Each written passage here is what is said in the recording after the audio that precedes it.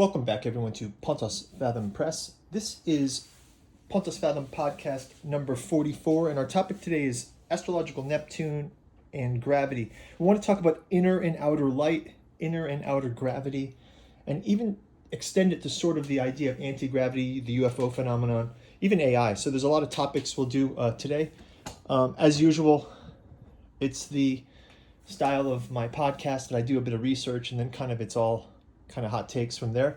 But let's go through. I've got a good outline here. I've got some notes on it. I've got some books out on the table.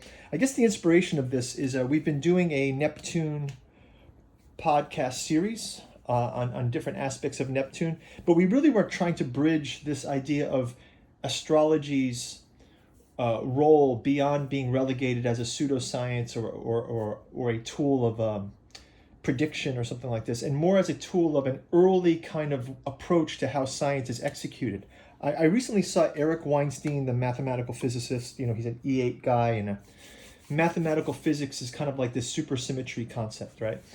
And I think that the periodicity of astrology, the idea of heavenly planets, it resonates back to some ancient religions. I mean, you can see the idea of heavenly planets in the Vedic literature, even the idea of heaven, the heavens, right? Steiner's talking about the soul and the suns. There's a lot of interesting things here. So I wanted to bridge this topic of gravity in this area. So I'll kind of do a high level overview of the topics I want to talk about, and then we can jump into it. So first off, there's a concept of inner and outer light that I want to talk about. So imagine what that might mean. Steiner talks about this concept of inner and outer light. And I think that, for example, we discovered Neptune, like in brief, I'll say we discovered Neptune before we saw Neptune. How did we discover it? Well, there was an inner light at work in the mathematics, right? We were looking internally at where it should be based on the gravitational effect. So if you look at these forms of inner and outer light, let's also look at forms of inner and outer gravity, right? And so the concept here is, what does that mean? The idea of gravitational forces versus gravitas, attractiveness, repulsiveness, introspectivity, observation, right? And then moving from there, suddenly the anti-gravity becomes a whole different context, right? So I want to blend a bit scientific, hard science with this sort of like introspective language concept. And that's why I've got Lacan on the board here too.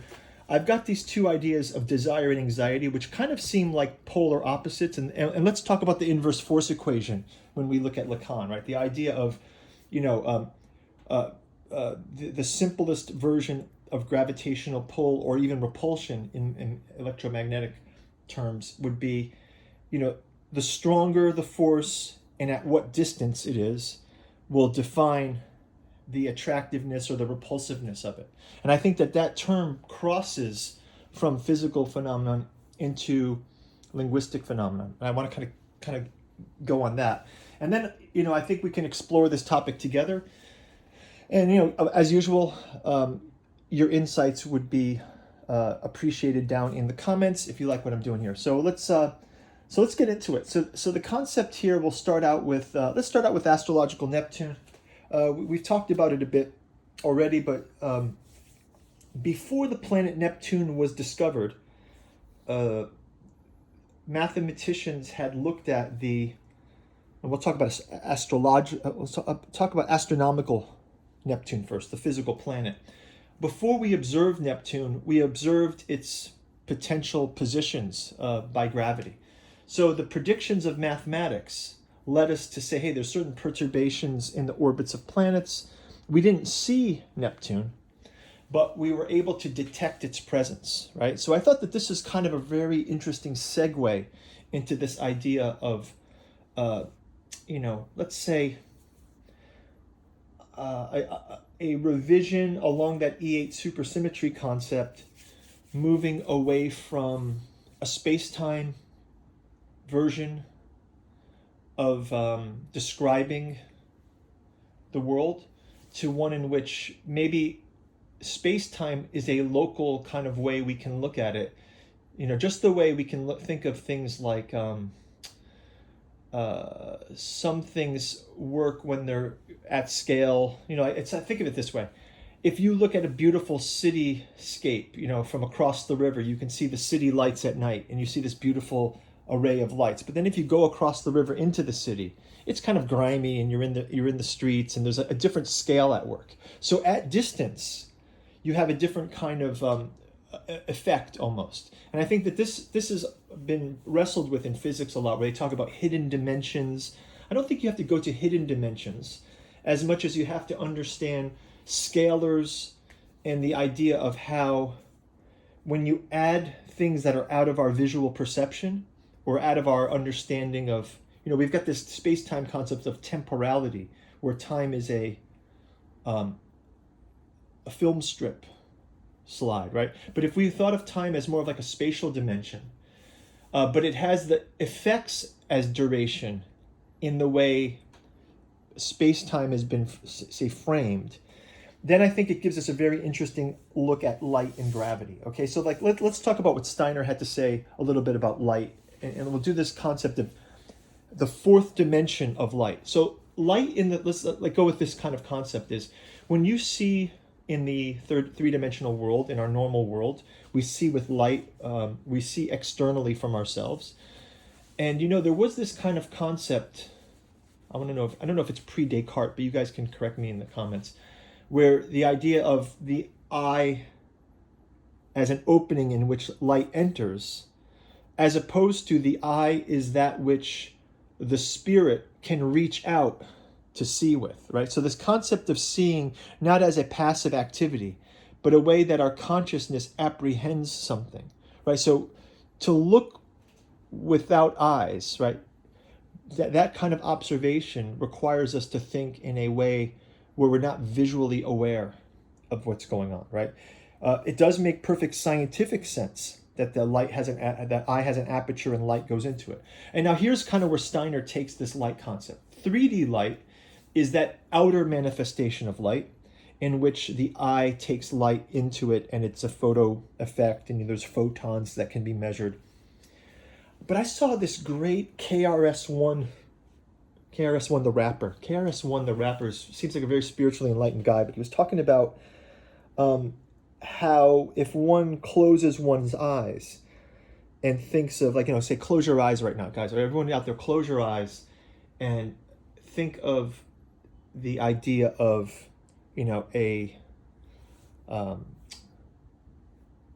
like an octopus. Think of an octopus, right? Close your eyes and think of an octopus, right? Your eyes are closed. You don't see an octopus, right? But inside of your mind, an octopus image appears, right? Now, if you open your eyes and you look around, you don't see that octopus anywhere. But if I ask you, did you see the octopus? You kind of did see it. You're able to conjure up an image of an octopus. And actually, that memory of the octopus has the properties of sight, right? You saw it, but your eyes didn't see that. No light shone on it. And this is kind of Steiner's point about the inner light. So inner light is the kind of concept of when one looks outside of oneself, one is looking at third dimensional light. But for one to see fourth dimensional light, since our eyes aren't fourth dimensional seeing, we see duration as things happening as animated stutters, right? But if you were to look back at that memory of the octopus that I asked you to form while your eyes were closed, you've actually now gone back inside of your thoughts and shown a light of, I would say, an anti-temporal light. And this is how memory works, right? So memory works with this fourth dimensional light, the way kind of Steiner explains it. So the idea of fourth dimensional light is you're able to look past. You can remember your childhood, your parents, the street you grew up on, your earliest memory. Those things still appear to you as visual, but they're not projected outwardly. They're projected inwardly, okay? So let's just hold on to this concept of an inner light. And really, actually, if you look at this kind of concept of, maybe in our next podcast, this painting of Uranus as the higher octave of the sun. I got this from an astrology book, the concept of this, the higher octaves of, and then we have Neptune here as the higher octave of, Neptune is the higher octave of Venus, and that'll come into play when we talk about gravity, especially with desire and anxiety. Okay, but let's just hold that for now. Hold that thought. So the idea here of the inner light. What's interesting about the inner light is it also has a property of shining in the darkness, right? It shines in the darkness, almost like the Gospel of John, right? Like, to know the light, it means even when your eyes are closed, you still saw an image. You can still see stuff when your eyes are closed. So now Steiner equates that to fourth dimensional light. So what does that kind of say? That kind of breaks space-time right there. So let's jump into this idea of symmetry. It breaks space-time when we think about, oh, I mean, all we have to do is have an inner vision. And now we're able to, at least in our own memories, we're able to do this sort of Giordano Bruno memory theater kind of spotlight. So we can do the memory theater spotlight where we're moving a light around inside of ourselves to see that inner light, right? So I thought this was a great way of just, I mean, just to say it in a non-sci-fi way, a non-kind of fantastical way. It's just called introspection, right? It's introspection versus vision. And then there's inner vision and, introspection. But I thought that it was interesting to link up, instead of just dismissing it as a phenomenon of the way consciousness works, right? We just are aware of memory and it kind of appears to us because our cortex is evolved visually. I thought that there was something interesting to calling it a physics kind of, giving it a relatableness to physics, right? So the idea then is there's more to light than meets the eye. Just like there's more to the fourth dimension than meets the eye, right? And you can see this with things like remote viewing, which takes away distance because you don't have to travel there. You can shine the light over there, right? And clairvoyance works the same way. And also the kind of the concepts of past lives, right? Where you can dig into the, I think you can meditate on your ancestors and you can start to learn things about, if you think about how your features and let's say your features and your habits are informed by your parents. Like Lacan talks often about, like, history is a signifying, a linkage of signifying change, psychological signifying change back through time, right? So history isn't so much what's in the books.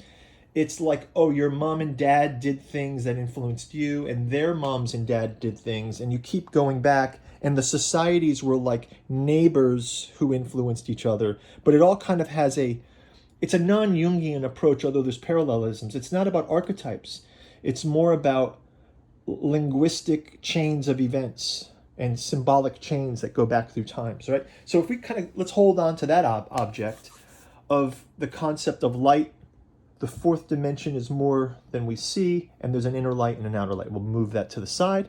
And now let's pull gravity into this. Okay, so what would the difference between inner gravity and outer gravity look like? And do we need another dimension to describe it, right? So again, if you look at, let's just kind of call it out there. Let's call light is has a fourth dimensional aspect. Let's say gravity has a fifth dimensional aspect, right? So why would we say fifth dimensional aspect? Well, because there are potentialities, right? There's potentialities that come from gravity. So think of like the idea of, we knew Neptune should be there, not only from the introspection through math. Like, we did this introspection, we looked within, I think both Einstein and Tesla used to imagine their inventions or their theories. They used to dream about them or meditate on them with their eyes closed. I believe there's both of them. And I think that with Tesla, it would go down to the degree of he would actually see the assembly of parts and things that he would make, and then he would wake up and write it down.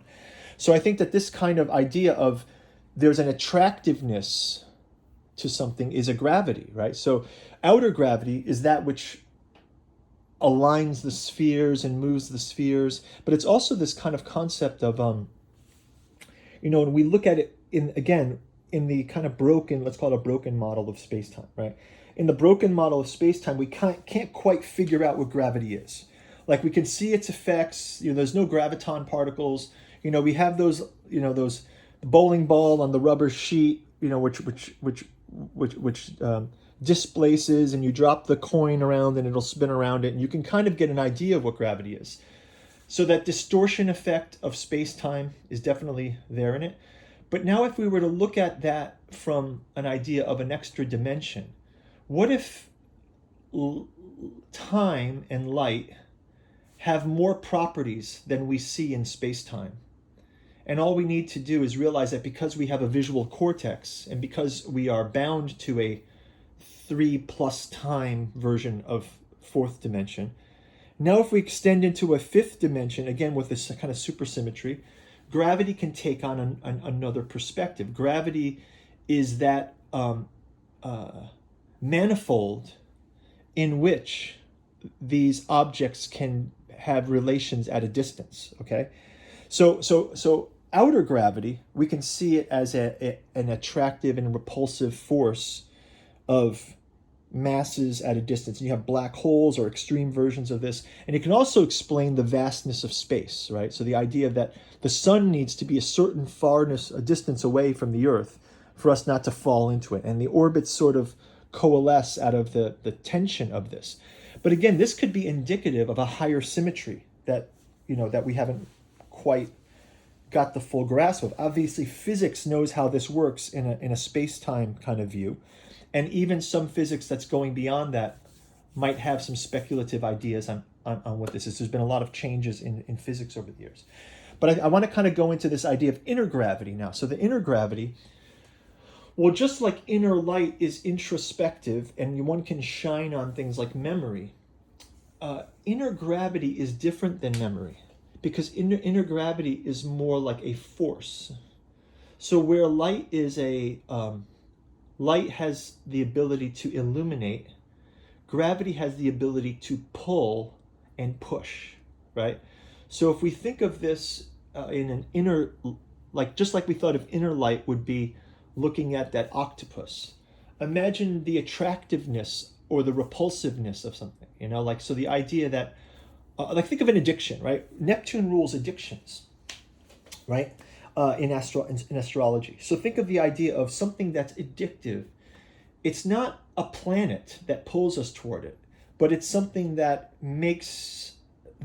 occupies, has a huge weight in the footprint of your existence. And it's not something that people can notice on the outside, except if you're stumbling out of the bar at 4:30 a.m. on St. Patrick's Day or something, as one could be found doing sometimes.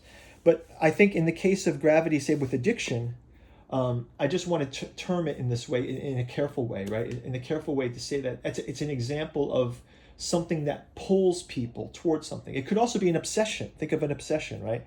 And this is where Neptune kind of also comes in from an astrological point of view, where Neptune is ruling things like fantasy and also spirituality. So spirituality has a gravity to it, right? The idea that you're drawn to the faith, right? Or you fall into escapism, right? Escapism is something that you can fall into. So let's go into the inner gravity more. So inner gravity, if it's something like inner light, could we measure it the way we measure light? Can we measure inner light the way we measure outer light? Or could we hijack the formulas and the physics of light to help us get insights into how we operate on this, right? Is there a tensor for it, right? Something like this. So with inner gravity, one could think of it as, well, the force equation still works, right? The inverse square law. So the idea is the closer something is to us, the more grave it will have, the more pull it will have to us. So the idea that Steiner mentioned about the sun and spirit is like the sun has to be pushed away from us so that the spirit doesn't fall into it, because the spirit wants to, I believe the word is spirit, I don't know if it's the right term, but something about the soul, spirit, ether body, astral body, and then there's like a spirit.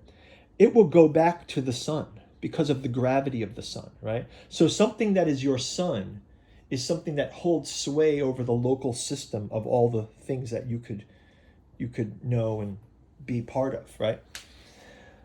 So these two forms of gravity relate to each other, because the idea here is, well, if I want to lessen the effect of something, right, I just need to make it further from me or make it less important to me, right? So this kind of metaphorical gravity, think of it as like, oh, if I want to think of like cognitive behavior therapy, right? Cognitive behavior therapy would be something where you might replace an activity with a different activity, right? You would train yourself. And this is where we kind of get into that Lacanian difference between, well, this desire and anxiety that I've got here on the table. So the idea of desire then becomes that which drive causes the ego to want to have more of, right? So there's a pull. Desire is a kind of a pull. And then anxiety is sort of a push, but it's also a pull, right? The idea of anxiety is this thing that has an effect on me. And I can't quite, it's an itch I can't quite scratch, or it's a hunger I can't satiate, right? There's some kind of, it's a feeling that one cannot overcome. And so then the interesting thing comes up with gravity is, again, it's kind of a stretch, but the idea is, well, before we go there, we can talk about distance, right? So you put something far enough away. There's a great thing in like kind of Lovecraftian lore, right? Of Azathoth, right? Azathoth is like the mad god of the Lovecraft mythos, right? And Azathoth is beyond space and at the center of the nuclear furnace of something. There's some Baroque kind of description of it. But the concept of it is you go past the limits of all space, and then you keep going and you keep going. And then when you think that there's nowhere else to go, you keep going some further. And then suddenly you can see Azathoth off in the distance, right? This madness that the closer to it that you approach, you risk waking it with its awareness of you. And then once you have it awakened, its gravity will now pull you, right? So the idea is, as long as it's the furthest thing past the void, past, out in the 6th, 7th, 8th dimension, somewhere out there, it's not going to affect you. But once you sort of open a tunnel to it, so this is a great Lovecraftian kind of world building thing, but I want to use that as a kind of concept, because in a way you can use this kind of thinking of gravity as things that are less pull on me are either smaller or farther away, right? And things that have a huge pull on me are larger or very close, or a combination of both, right? And so kind of in this Neptunian way, you can differentiate what's the healthy amount of Neptunian drives. Like, what's the healthy amount of things like, let's kind of go through some of them. Like the idea of, for example, knowing the unconscious. Well, the unconscious has a huge gravity, right? And it pulls us in a certain way. But the more we can observe it, right? Once we know it's there, just like once we knew Neptune was there, we could start looking for it, right? And some of those other ideas of Neptune are the idea of, I think we can look in the moons of the planets here. So it's like some of these Neptunian ideas that are kind of gravity related to is like, when we mentioned illegal substances, material bondage, suffering, obligation, illusion, right? You can be tricked by illusion, by the gravity of illusion, like the graveness of an image. We have graven images. We talk about graven images, right? So again, so how does this help us in, well, it helps us in two ways, in psychology and in the concept of furthering physics as well. So the concept here is, if our perceptions can help to gain us insights into cracks in how science might be overlooking or under observing things, we could lean into some of these areas and gain insights how our awareness can help. And maybe AI can help us do this, right? Maybe AI has the kind of ability to think outside of to extend our thought sphere, so that we can begin to look at things like this. And also maybe it has the idea, from an idea of anxiety or desire, the idea of both an inner light and an inner gravity also can be linked to the outer light and the outer gravity. And this sounds strange, but the idea is one can find a symmetry between, just the fact that, hey, you are a consciousness in a body. You process certain things externally. You are influenced by certain things externally, but you also have access to things internally. And I think that the insights that you could gain from the blending of these astrological insights with the ideas of scientific, Lacan was a great fan of hijacking scientific thinking and using it as a triangulation point for his theories. So what he would do is he would kind of do the trick of, let's take a linguistic theory, or let's take the graph of desire. If you look at the graph of desire, right, the graph of desire, he's got all this vector. He has this vector math in the graph of desire. So the idea is there's a drive and a desire to return back to the ego. So something will return back. It's an orbit, actually. But then crossing that orbit are these sort of filters of resistance. So the idea of this would be, there's things that we say externally. We speak things externally, the statements, and there's also our memories of things. So the gravitational vector, the trajectory of our drives and desire returning back to us, the ego is like a sun, and these directional drives pass through both how we are expressing ourselves externally in local space-time, but also out of space-time in this sort of symmetry of the castration jouissance line, right? The idea here is you have a past history, and so you're always getting the feedback as your desire launches and comes back around in orbit, back to the ego sun kind of thing. You have a feedback of your history,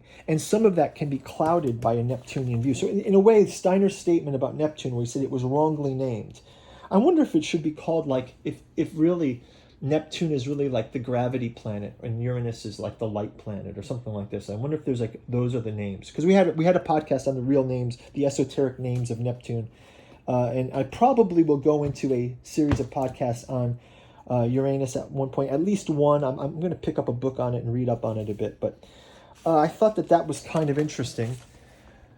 But then there's the other concept that kind of brings all this together. So one thing that I was thinking of recently, I've been doing a lot of work on AI, and I'll probably, we're editing up the third book. Let me bring the books out. We're editing up the third book. I won't do the pitch right now, but I will do it at the end of the show. We're editing up the third book of the computational complexity and psychiatric agency, and a lot of the generative transformer things that we see in AI right now are kind of Lacanian in nature, in the sense that the subject is always something that's in transition, right? The subject is always drifting. So in the sense of scientific rigor versus pseudoscience, if you use that as an echolocation, right? Echolocation, you can kind of see there's this resonance between inner and outer states, inner and outer light, which gives you an insight into the fourth dimension, inner and outer gravity, which gives you an insight into the fifth dimension, and then I'd probably place like consciousness out in a sixth dimension somehow. So it's something that's across all of that can participate in space-time through, like, way emerges into beings, plants, animals, things like this. And who knows, maybe there's some kind of way that AI will also participate in this. Because if it creates the pathways, like those desire pathways we saw, if it creates those pathways, I mean, even look at the image of this book. The image chosen in this book isn't a bad image to express this, because we've got a Mobius strip. And it's an ant on a two-dimensional thing, finding itself having to wrestle with three dimensions, right? Well, we're just saying you have to wrestle, if you want to talk about gravity, you have to wrestle with five dimensions, right? Because there's a potentiality in gravity, right? So the idea of gravity is if it's close, you'll fall into it, right? And then I think that we'd be remiss if we didn't talk about the the topic of anti-gravity and this real interest in the UFO phenomenon. Like a lot of people are getting pulled into this UFO phenomenon, right? There's a gravity to it, right? There's something attractive to it because it touches on so many interesting points. And yet it's so hard to have clear light shine on the UFO phenomenon. There's a lot of misinformation, there's a lot of hearsay, there's a lot of experiences that people had that maybe they don't have the tool set. Maybe there's phenomena that are beyond normal physics. And so this is why there was so much secrecy for years over this crossing over the gravity and light, and I want to say the UFO cover-ups that had happened, and also the misinformation around UFOs. And it sort of seems to have a bit of there's a certain faction that doesn't want to shine the light on these kind of things. And then if you keep going with that concept, you look at things like, well, a lot of UFOs have the idea of anti-gravity, right? They move against gravity, right? So here we are.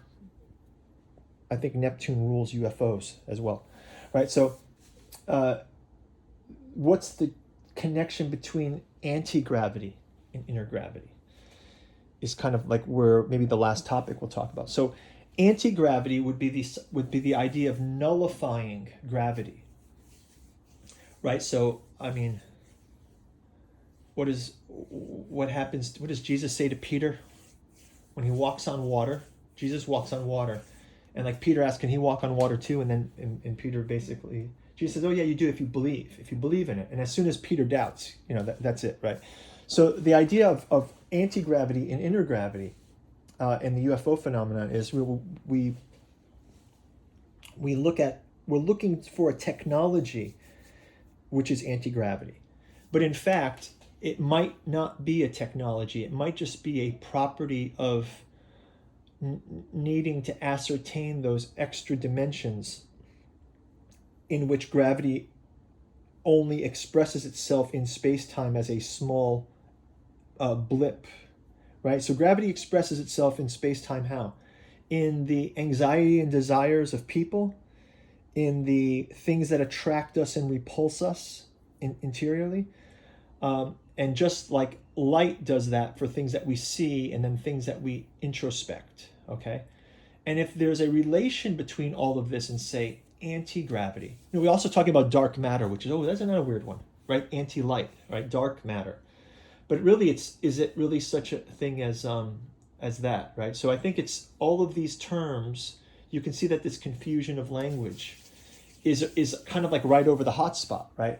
And I think that with the UFO phenomenon and with anti-gravity in general, the idea here is the nullifying effect upon gravity.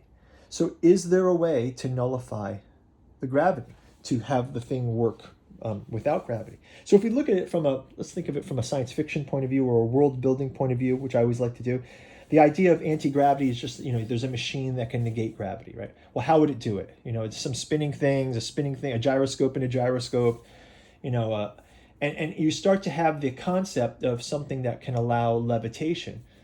But if you think of like near-death experiences or lucid dreams where people fly, right? Isn't it interesting how freed from the consciousness groundedness in the body, which I'd say freed from the space-time model, in the dream space, one can actually find oneself flying or floating above the body, right? So the idea of this is like that nullifying effect, and again, it takes you back to Steiner saying, if the sun were closer, spirit would all like kind of float into the sun. It'd be pulled into the sun.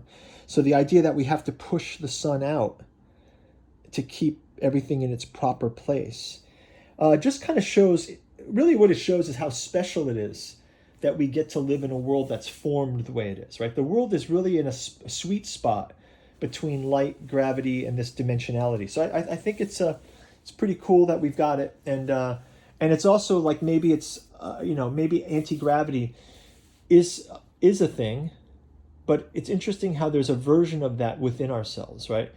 And it's weird how anti-gravity works because, if you think about that I asked you to forget, I asked you to imagine the octopus. It's hard to erase the gravity of the image, right? So once you have the image, it's hard for you to not think about it, right? It's you sort of have it there, and only by letting go and sort of like letting the mind sort of wander again, do you find that you've dissolved the effects of that. So I think there must be something related to these fields in the future push to anti-gravity. I know there's probably some, if we think of magnets, and I think we have things that float on magnets, right? Using the magnetic force. Well, again, we don't really know magnetism, but I think there's a interrelatedness here. And I want to stress, I don't believe that science has to only be done in the CERN lab. I believe that you can think about things like this. Maybe you're not a hardcore scientist, and maybe you're not a trained scientist, and maybe you're using some methods that go back to like the Francis Bacon era or something, or the alchemical era. But I do think it's interesting to, in the spirit of great science, to question things with the tools we have. And some of the tools we have are linguistic, they're cultural, they're psychological, and even scientific. A lot of this stuff kind of comes together and can help us to explore the topic. So anyway, I hope this was interesting to everyone. If you're interested in the podcast, check out our Patreon. We've got a Patreon below for as little as $1. And we're, as you guys know, we're putting together a series of podcast books, editing up the volume 1, 2, and 3 of the series. These came out mostly during the pandemic times. I have got a 4th volume that's starting to be compiled about our Dragon series, and a yet to be created, probably will have a Neptune version of one. But you've got Jungian alchemy and horror and science fiction, theosophical psychoanalysis of pulp fantasy and anime, and the esoteric anthroposophy and occulted history. These are all coming this year. And then also out there, if you want to support the channel, we've got a bookstore link below. August Moldenhauer's 3-volume set, Artificial Psychology of Desiring Machines. This is very timely in the age of generative AI. You've got impedance and admittance in desiring machines. This one goes in quite deeply into Lacan's graph of desire, and it looks at it from the idea of leaning into the concepts of electrical engineering in magneto-galvanic flows. So the idea of this is like, what is a galvanic flow, and how does psychiatric impedance, admittance, capacitance, resistance, susceptance, admittance all work in the idea of desiring machines. Psychoanalysis of artificial intelligence. I think this is one that's going to be real timely and very popular. I think this one's going to be one of the better sellers. This one is, especially when we start to look at these strange hallucination behaviors of artificial intelligences that are coming up.